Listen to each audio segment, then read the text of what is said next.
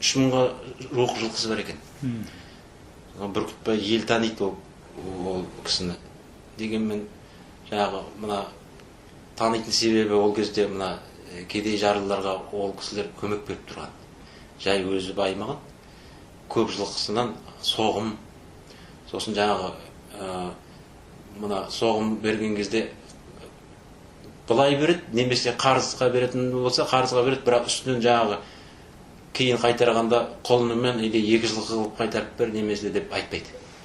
Қайтарса қайтады, қайтармас. Дегенмен сөйтіп ел танитын жақсы кісі болған Бүркітбай деген әңгімен. Елге пайдасы тиген.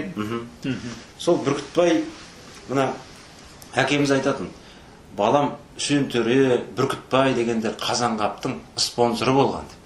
Қазіргі тілмен айтқанда. Сол енді сондай кісілермен араласады, бір күнде Бүркітбайдың үйінде болады. Қонақта. Сол бір қалың қыс екен.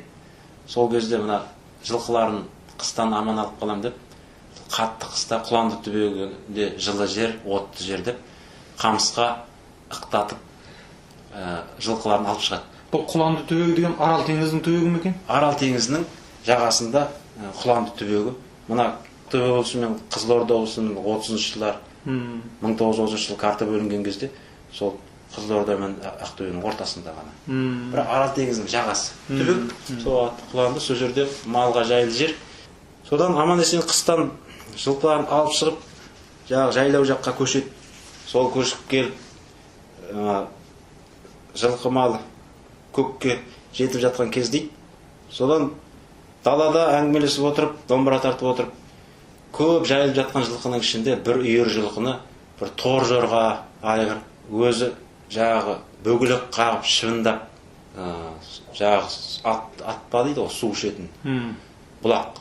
Соған айдап келе жатыр екен. Сол жаңағы тор жорғаға қарап отырып Қазанғап күй тартқан екен.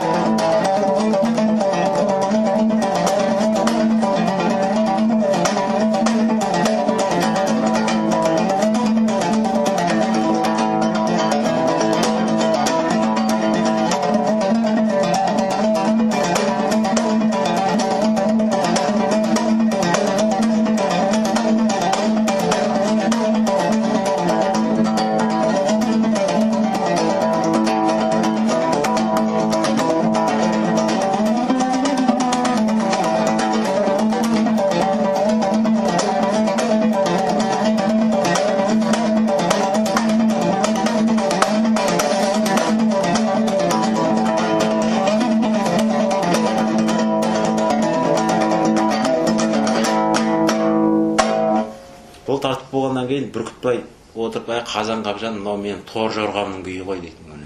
Сонда Бүркітбай да күйді түсінетін болған ғой. Өз күй тартпаса да мүмкін күй тартқан болар, ол әлгі белгісіз. Дегенмен осы тор жорғаның бөгілік қағып жорғалаған деген күйі. Тор жорғаның бөгілік қағып жорғалағаны дейді. Боз жорғаның бөгілік қағып жорғалағаны дейді. Бәрі бір күй дейсің. Бір күй. Бөгілік деп те айтады. Сол әкемізден естуіміз бойынша тор жорғаның бөгілік қақпайы.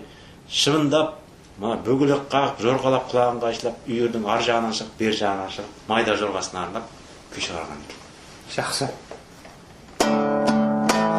Және осының ішінде бөгіліктің шағып, бір жерді шағып, одан кейін айналып келіп, тағы бір жерді шағады ғой, ол бөгілік.